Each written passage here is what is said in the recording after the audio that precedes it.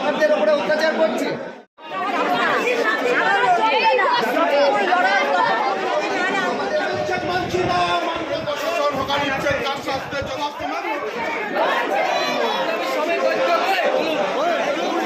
রাজনীতি মানছি না, মানবো না।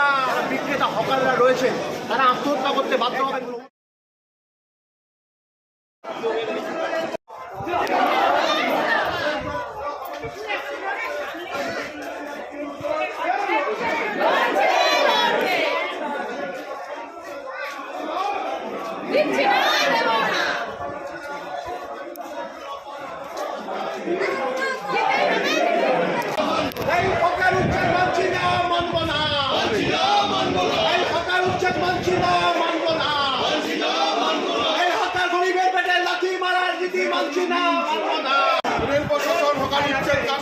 জবাব তোমার দিতেই হবে।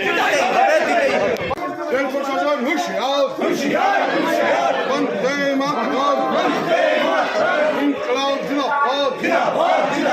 রেল প্রশাসন হুঁশিয়ার, পুনর্বাসন ছাড়া একটু হকার উচ্ছেদ হচ্ছে, দিচ্ছি না, দেবো না। পুনর্বাসন ছাড়া হকার উচ্ছেদ মানছি না, এই হকার উচ্ছেদ কার সাথে প্রশাসন জবাব চাই, জবাব দাও।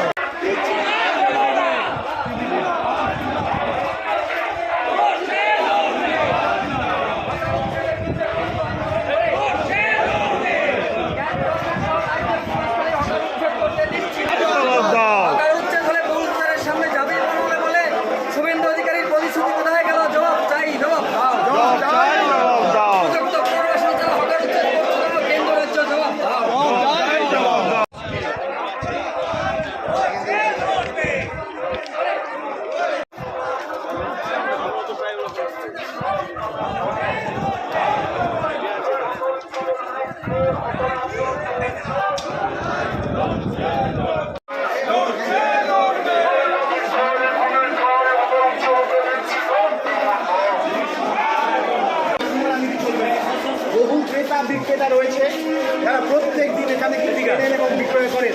এরকম কয়েক লক্ষ মানুষ গোটা পশ্চিমবঙ্গে রয়েছে। আজকে সকলের জীবন জীবিকা আজকে প্রশ্নের মুখে দাঁড়িয়ে পড়েছে। সেখানে এতগুলো পরিবার জড়িত। রেল কর্তৃপক্ষ সরকার করেছে, আজকে এই ডবল ইঞ্জিন সরকারের মাথায় রয়েছে আম্বানি আদানি। তাদের রেস্টুরেন্টগুলো চলবে, তাদের বিকেলে যেগুলো ট্রেনগুলো চলবে,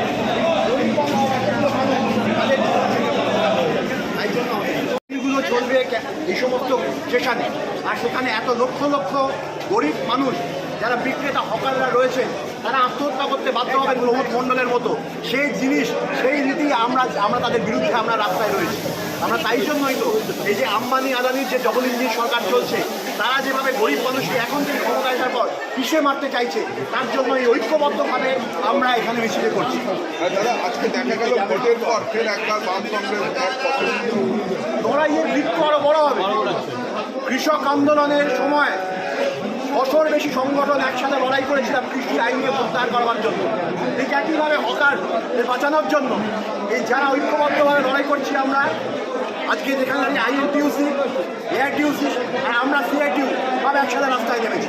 কিন্তু কোনোভাবেই আমরা বলে রাখছি আইএনটিইউসি যারা এতদিন ধরে তৃণমূলের পথে যারা মুখ রেখে রেখেছে তাদের এখানে কোনো জায়গা। এটা লড়াইয়ের ময়দান, লড়াইয়ের ময়দানকে বড় করতে হবে। আগে মানুষের জীবন জীবিকা বাঁচবে। আজকে এতগুলো লক্ষ মানুষ তারা একটা বড় অংশ আত্মহত্যা করার মুখে রয়েছে। এই যে বাঁচাতে হবে, আত্মহত্যা উপায় নয়, প্রতিবাদ প্রতিরোধী উপায়। তাই জন্য একসাথে আমরা লড়াই করি।